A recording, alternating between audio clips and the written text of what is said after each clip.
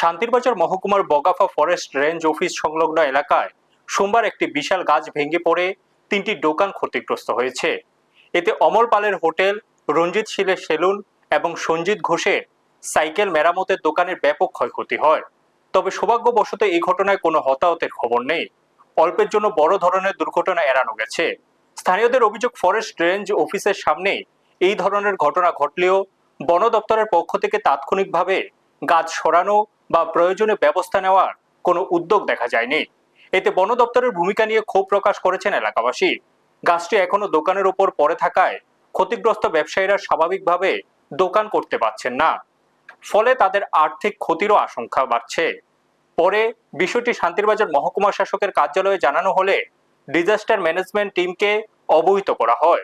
স্থানীয়দের দাবি, দ্রুত গাছটি সরিয়ে ক্ষতিগ্রস্ত দোকানগুলোকে স্বাভাবিক অবস্থায় ফিরিয়ে আনতে প্রশাসন যেন জরুরি ভিত্তিতে প্রয়োজনীয় পদক্ষেপ গ্রহণ করে।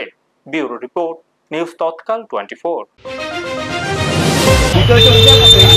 রাস্তা করছে রাস্তা করার লগে লগে আমি কিন্তু বাইরে গেছি, ভিতরটা আবার বুঝছে, কিন্তু এমন হয়ে যেতে আমি ভিতরে তো জানি না।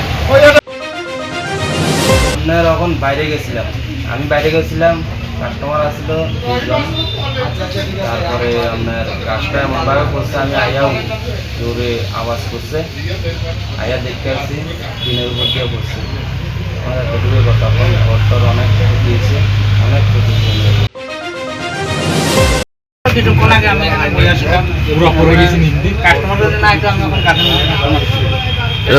গাছটা কি মরা গাছ আছে না? হ্যাঁ, মোরা কাটে। এটা তো ফরেস্ট অফিস রেঞ্জের অফিসের সামনে।